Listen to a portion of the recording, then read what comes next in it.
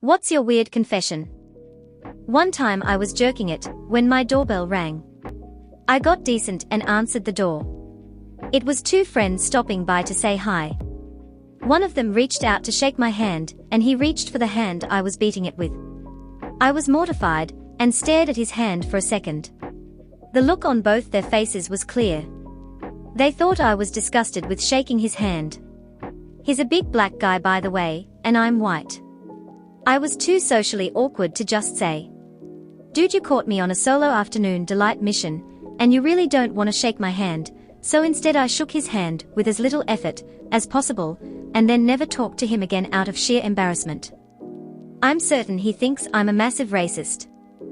When I was 6, scribbled on the sides of the keys of the family piano. I took a marker, pressed a key down, and then scribbled on the sides of the keys on each side of the key I was holding down. You could only see it when the keys were pressed.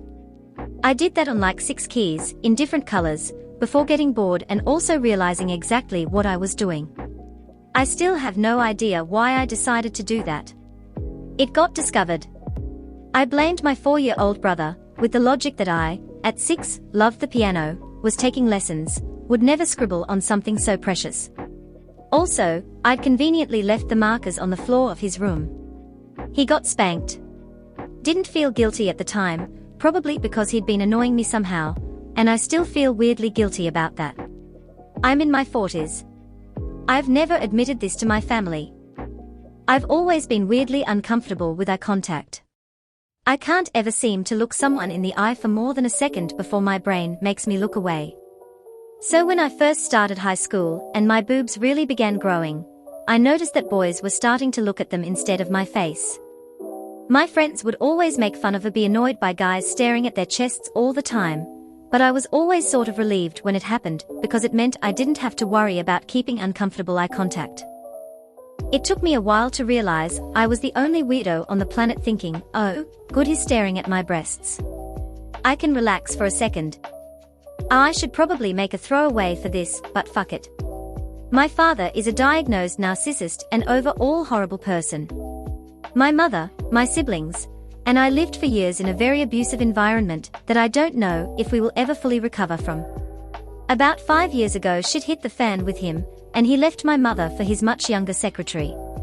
He told me before he told her and expected me to inform her he was leaving. He also left her with a ton of his debt. I began the process of removing him from my life. One night, after maybe 1 too many glasses of wine, I was feeling particularly angry about all the years of shit my family had to deal with because of him. So I posted his phone number on Craigslist and a message implying he was a chick looking for a good time. I later got an email from his secretary, the one he had run off with, through the anonymous Craigslist system, bitching out who she assumed was a random Craigslist poster for posting the wrong phone number. Made a group of friends at the beginning of art school. I lived near the institute, so we would come to my place quite frequently. I became friends with this guy called R. We would play games together, work out, hang out, and just have a great time. He once confessed to us that he used to steal things, and he came from a rougher neighborhood, but regretted it a lot and swore he would never do it again. One had a $50 bill, I think, in one of my drawers, and one day I couldn't find it. I suspected I stole it, but wanted to discuss it with someone else first. I asked the group when I wasn't around if any of them took it, and when they said no, we all suspected I did it. When I came back to the group a few moments later, I asked him if he had seen the bill. He said no, but quickly noticed the group was suspecting him of it. I told him to give the bill back if he had taken it, or if he needed it, to just tell me, and things would go back to normal. I wouldn't judge him for it. He got really angry and defensive. Said he regretted telling us about his past because we are now using it against him.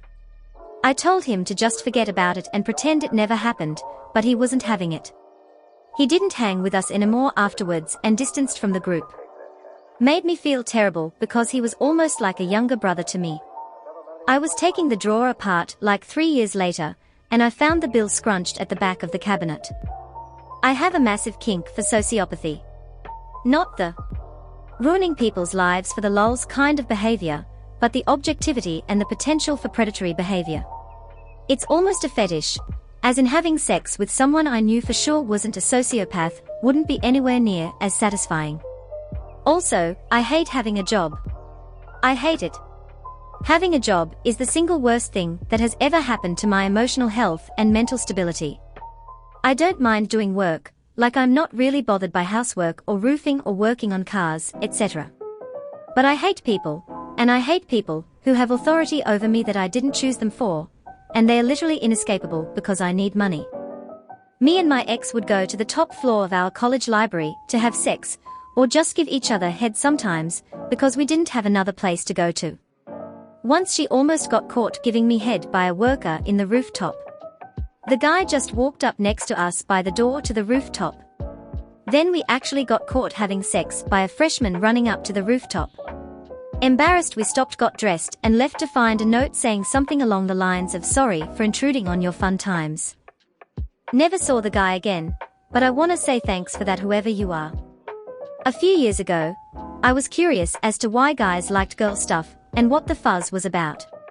There was this girl I thought was attractive and luckily got to the point where she lived. I made this elaborate plan and sneaked into her room. I went into her drawer and took a pair of underwear and socks. I went home and stared at them. I forced myself to hold them up, but didn't understand it. I put them in a box and never touched them again. I never did anything to them like I thought I would want to. Maybe it's because she was my cousin. When I was in my freshman year, my sister's boyfriend, my friend, and myself were car hopping, checking for unlocked car doors and looting valuables really late at night. And we had tons of valuables in our pockets. Eventually, we came across a Simpsons backpack that we were going to steal to carry all of our stolen goodies in. I opened up the backpack to find a school ID of a chubby, 5th grader. The poor kid had all of his school work and essential items, but being the scumbag I was, we took the backpack and dumped all of the kids' stuff into some bushes a couple neighborhoods over. Even though we stole a lot of stuff, that one really bothered me. I can't even imagine having all of my shit stolen and having to have my parents rebuy everything just because some douchebag stole my bag and needed a bag to carry all of his stolen stuff in. Eventually got caught, haven't stolen a thing since, and try hardly to redeem myself by being a good person. Even snapped on my little brother when I caught him trying to steal at a grocery store. I was a really bad example. At the start of high school, my friend, girl who I had a massive crush on, wanted to wear my leather jacket for the day and gave me her hoodie to wear for the rest of the day. Horny me noticed that it smelled exactly like her, and I wasn't gonna see her for the rest of the day, and when I got home, I fapped while smelling her hoodie and let my imagination do the work. I washed it and gave it back to her the next day. I still feel dirty when I think about it, but man, that was one of the best faps I've ever had. In 3rd grade, I cheated on my history exam. In 4th grade, I stole my Uncle Max's toupee, and I glued it on my face when I was Moses in my Hebrew school play. In 5th grade, I knocked my sister Edie down the stairs and I blamed it on the dog when my mom sent me to the summer camp for fat kids, and then they served lunch. I got nuts, and I pigged out and they kicked me out. But the worst thing I ever done, I mixed up all this fake puke at home, and then I went to this movie theater, hid the puke in my jacket, climbed up to the balcony, and then, I made a noise like this, hoo hoo hoo hoo, and then I dumped it over the side, all over the people in the audience. And then, this was horrible, all the people started getting sick and throwing up all over each other. And I never felt so bad in my entire life. Thank you so much for watching all the way to the end. Please like and subscribe for more videos like this one.